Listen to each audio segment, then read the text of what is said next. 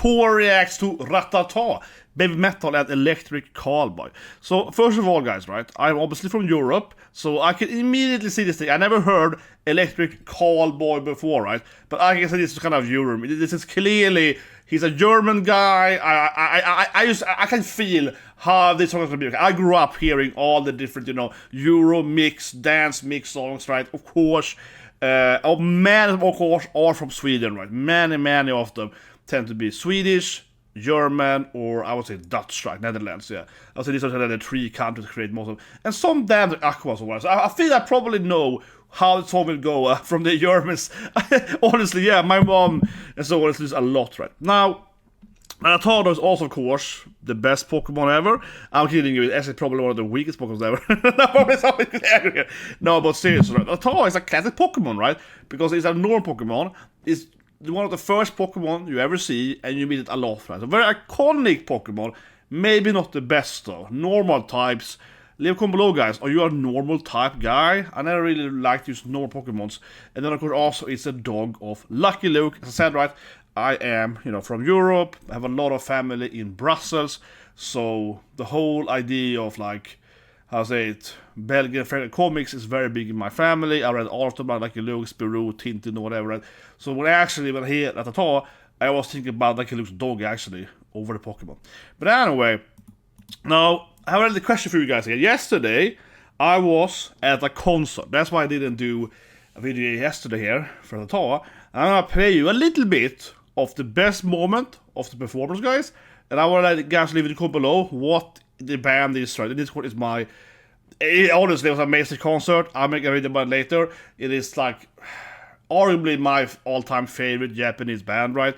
I've heard their song for 20 years, and this is the most saddest moment. And they played this song in like a slower version than what it usually goes. So I played just a little bit here and see if you guys can figure it out though. And it's pretty easy, and I have of course made a video about this band in the past. But I'm gonna goosebump again, guys. So this song is it's a very famous anime opening, right? Incredibly famous band.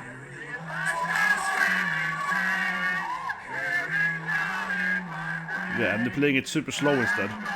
So they played this song twice then.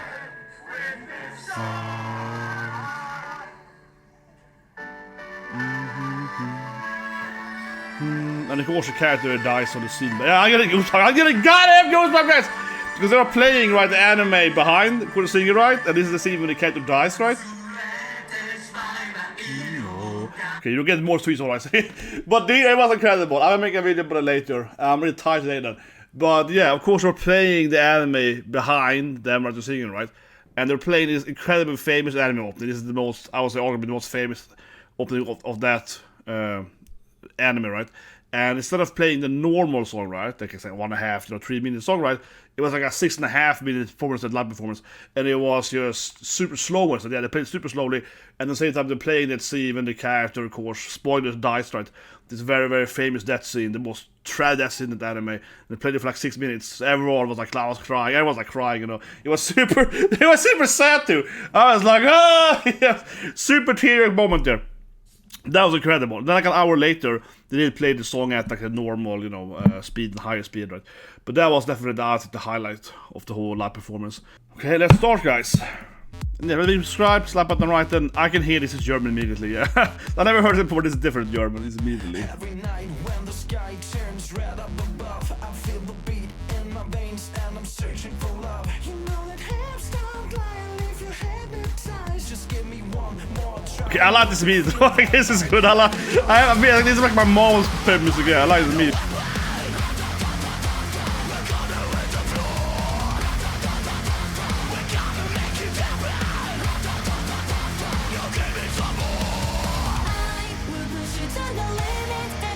Now they're singing way more. Okay.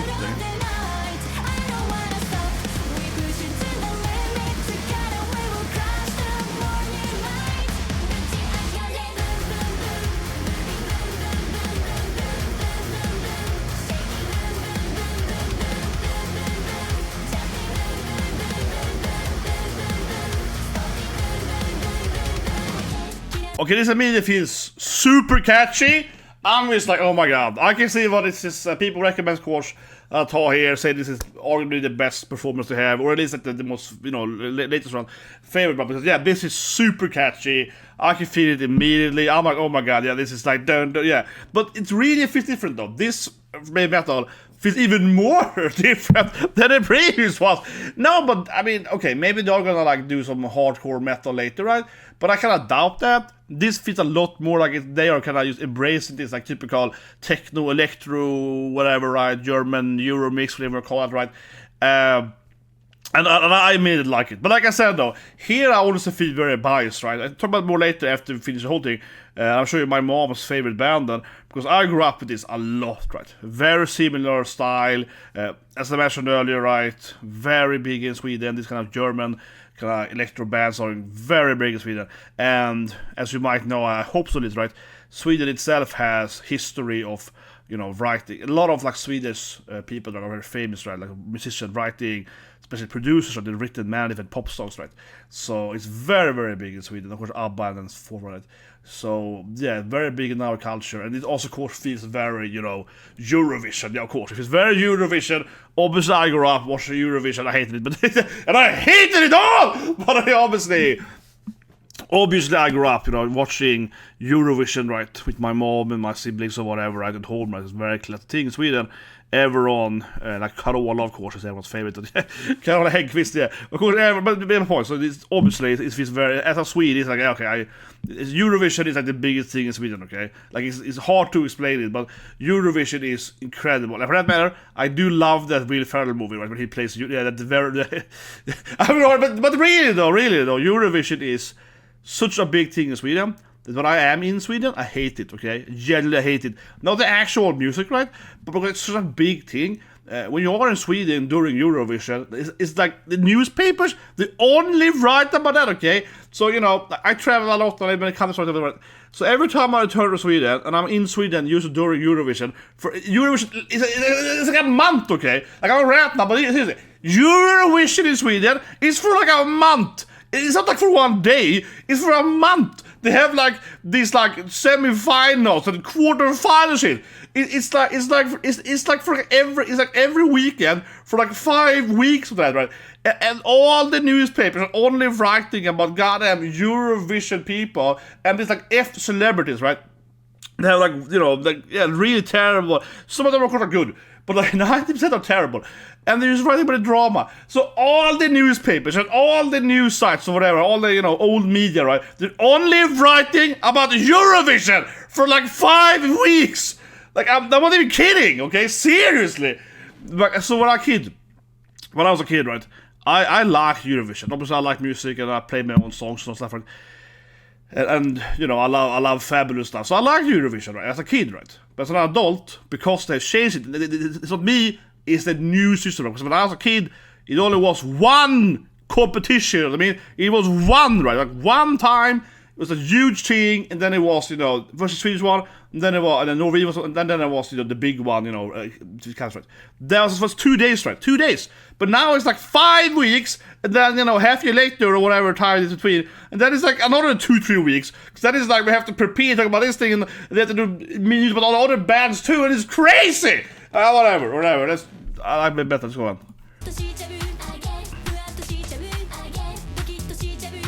It's kawaii though, yeah.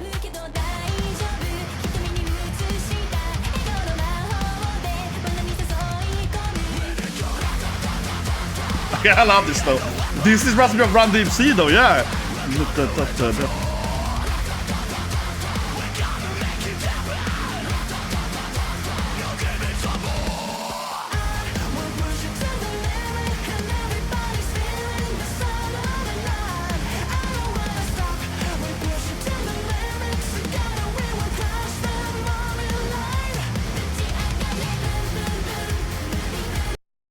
To make a bit. I can't love the moment when you jump through the wall. Let's make a bit. This moment here is great, yeah. You jump through the wall.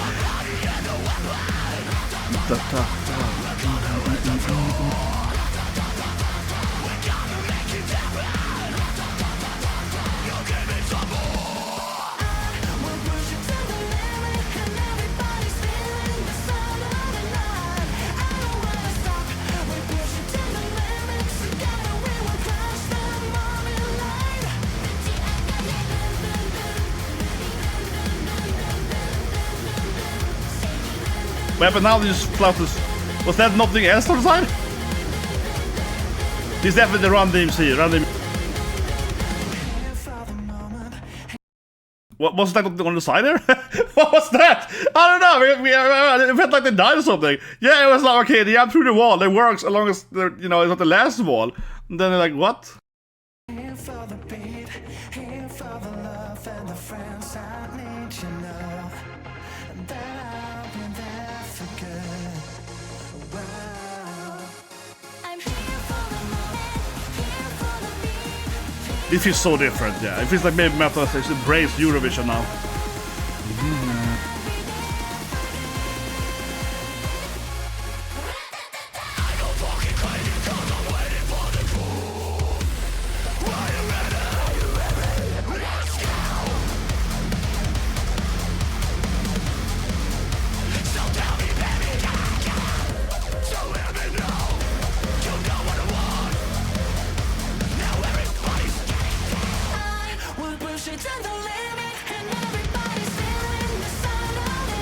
I mean, even the lyrics is very like Eurovision, yeah.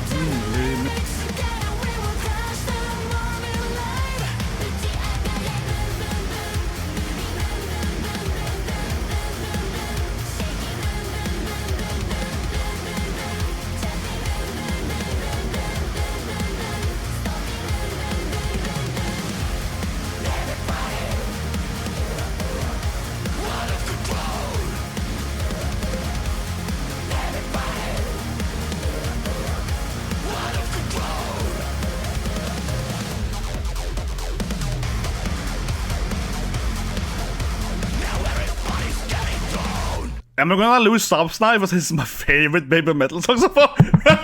No, I love this thing. God damn it, I love this thing. Even though I hate Eurovision, though, no. But in certain, this was great. This was goddamn addictive. Like I said earlier, right? I really grew up into the music. I love this. This is awesome. God damn it. This is actually probably my favorite metal song. Yeah, but it does feel like it's the least Babymetal I've heard so far. Right? It feels very, electro, the singing in English. I know, but yeah, I like this. God damn it, I like this. Not as good as the concert I had yesterday, though. No, that made me cry. I cried buckets, though. But it is cheating, though, when a band is done. Like, animated for 25 years, right? Then it's cheating. But, yeah, this was really good. This was goddamn addictive, incredible, catchy.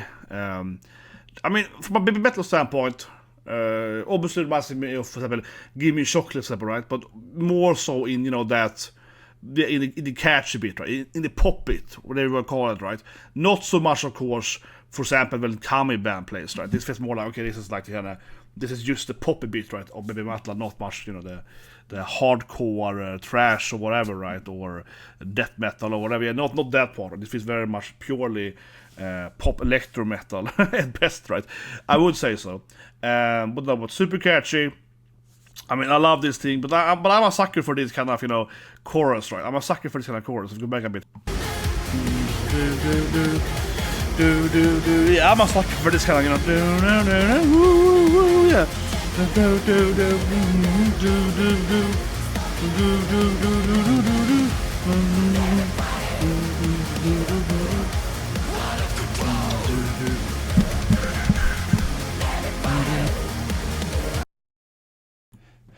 Yeah, like I said, right, I love this kind of stuff, though. I listen to it a lot, right? I don't know, they're complex. But no, I really love this. It was awesome. And sometimes what I'm talking about, right, and this is a weird way perhaps that I review stuff, but I'm always looking for songs that I can put on loop, right? It's a lot about in my Vakagi band reviews and reactions, where I find the music that I really enjoy, right, that Thor loves. It has to be like an electric, dude. That's what it is. But seriously, I do like electric. God damn it, okay? I feel like I'm just stereotype. I'm like, of course I love electric stuff. I'm Thor. I'm freaking from Sweden. I speak German too. I'm Deutsch, of course. Of course I speak Deutsch, man. I studied Deutsch. I spreche Deutsch, whatever. Yeah, of course I studied Deutsch. As a family there, of course, been a lot in Deutsch, right? I was in Munich, quite recently. And so forth, right? And this is like, yeah, of course I love this stuff. It feels like I'm a generic stereotype. Of course I love this stuff. It's like, of course, this is the music I grew up. But I feel like I'm like, damn, that's That's exactly like the music I grew up listening to as a kid, right? No, but it was awesome. It was really good, super catchy. Now, there's one thing that very clear to me though, just like in the last Babymetal I did, that was obviously inspired by Döden, of course, in Swedish Ingmar Bergman, right? The sjunde vindseglet, it's called in Swedish. I think it's called seventh seal, right, in English, but it's called sjunde. So usually when it comes to Swedish, which is English, right, a lot of the words are actually kind of similar. So it is very easy, I will argue, to learn English for a Swedish person, because the words kind of like, for example, the seventh, right, seal. Instead of saying seventh in Swedish, you say sjunde, right? It's like a weird sound effect, sjunde. It's not the hardest sounds to make in Swedish. Be silent a lot. Same thing with like kex or kex. Those kind of sounds are hard to make. But whatever, like in general speaking, they're kind of similar, right? Seventh, that kind of, the S sound. So usually it's like a lot of English words for Swedes, right, tend to be the same, but you pronounce them very differently. But they're almost spelled the same as well, yeah. So it's kind of easy to understand them actually. But anyway, yesterday, of course, last video, Babymetal, Hundes inseglet, right? That was Ingmar Bergman. This time instead, in the music video, it is clearly inspired by actually one of my all-time favorite music videos, which of course is Run DMC. So this is one of my all-time favorite songs. I mean, seriously, I love this song a lot. I love Run DMC and also, of course, Aerosmith, right? This is a very classic, very iconic music video where, of course, Run DMC and Aerosmith also like featuring together, right? Which at the time wasn't very common, and it was a very big thing in the industry. And I remember this as a kid when it happened. This was on the news, okay? This is a very, very famous music video, and I will show you how that is clearly the same thing there as in the metal video. So here's sort of the song, so I play it very briefly here. You know, so they walk this way, one of the best ever made, right? The music, so they have this like two different, you know, performance, right? Live performance at the same time in this house, right? So they start fighting and start playing the music highway, right? To kind of beat the other band basically for the audience, right? Then eventually, of course, they break the wall later in the music video. So then, of course, he does this thing, right? This way. You walk this way. No, it's too late. I love this song, but yeah, so get a point. This is a very classic, iconic scene, right? Arguably the most iconic music video of all time, arguably, but it was huge. It was huge what happened, right? This featuring, this mixture of music, these two bands playing together, this was massive at the time, okay? This was like MTV's biggest thing for 10 years, right? Massive thing. Probably only beaten by like Kiss the Mask or something. It was a massive thing. And then, I mean, basically later on, if you can see here, this is all... I mean, this in here, right? This is almost exactly right, like Babymetal, right? You're kind of staring through the hall, this thing, right? A very iconic moment. He comes in here and does this thing and so on, yeah. So it's super iconic, right? But I mean, clearly. I mean, you can see here, of course, when the girls go over here, right? Does the same thing there. I mean, it's clearly based on that. I would be incredibly surprised if it's not that, because I mean, to me at least, maybe I'm just, again, biased, but to me at least, that Run DMC Aerosmith music video is like top 10 most iconic music video of all time, right? So I have a very hard time saying that this they don't know about it. I mean, it would be a coincidence that I would definitely wouldn't believe in. Definitely not. But for that matter, while we're on here, for example, is a Swedish electro rapper guy, Markoolios. He's from Finland, but he grew up in Sweden, right? And he's kind of similar to, honestly, ElectricCallboy, yeah. So he does like electro pop or something. I don't know what's called music, but he also made Run DMC reference here, right? So yeah, destroy the wall here, right? And it's steer through the door. And so forth, right there. Very famous Swedish musician. But yeah, kind of similar. But on that notion, though, let me show you one of my mom's favorite music band, though. Also, so you Sweden know our show, right? This singer even looks exactly like me. So it's Stockholm, Sweden here. This is like one of my mom's favorite band when I was a kid, okay? When I was like, 10 or whatever, right? She listens to this all the time. And his oldest, of course.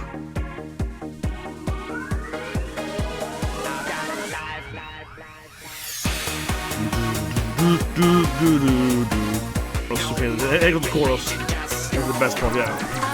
Life.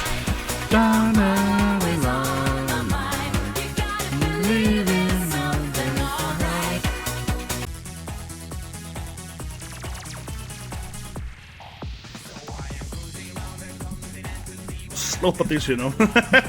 I'm pausing a bit, right, because the copyrights might be confusing. Different bands somewhat, but yeah, he's called E-Type. I would say he's my mom's favorite band, yeah, when I was a kid. And it's funny too, because E-Type has like a Viking restaurant in Stockholm. I've eaten there a few times. Was it by mom, of course, in Gamlestan in Stockholm then. It's like they have mjöd and so on. It's a very like tourist trap, right? But you have to go over there once Stockholm. It's iconic. You have to go there. But his father was on Swedish television for like 40 years too. So yeah, pretty iconic. He had some kind of commercial program. He had like he had the science program. His father was like the science anchor guy for like 40 years, Swedish television. But anyway, yeah, so this is kind of, I grew up with this kind of music, right, you know. You have the similar thing, and obviously, of course, Eurovision, but you had to kind of...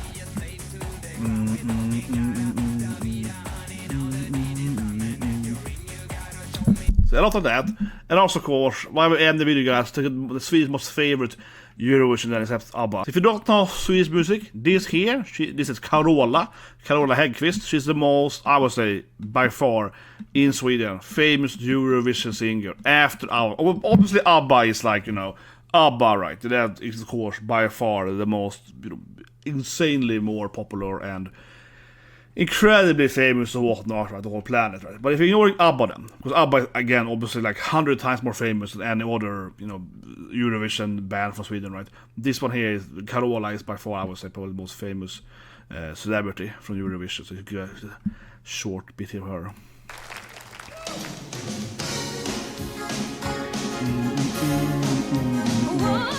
Oh yeah.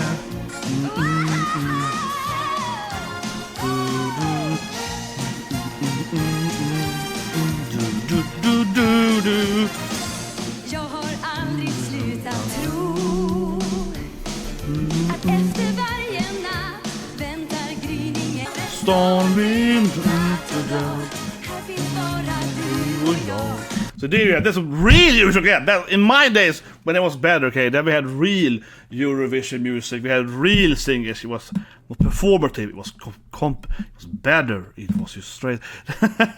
No, but it is kind of funny though, right, because, as I said earlier in my beautiful rant, it is certainly a bit different. When I was a kid, this thing was airing, right, and it was just one competition, it was big, everyone watched it, it was like everyone, was like 90% watching it, right. And now instead they have goddamn like 8 semi-finals or whatever, right? And it just keeps going forever and ever, right? But obviously, I think the big issue perhaps is just the quality alone, right? But obviously, if you have like, I don't know, 8 different semi-finals, well, you can't have that many good bands left, right? If everyone's gonna play like, yeah, it becomes a Jippo, it's ridiculous. I hate it so much. I truly do. Anyway, now that you get subscribed, and have a great day.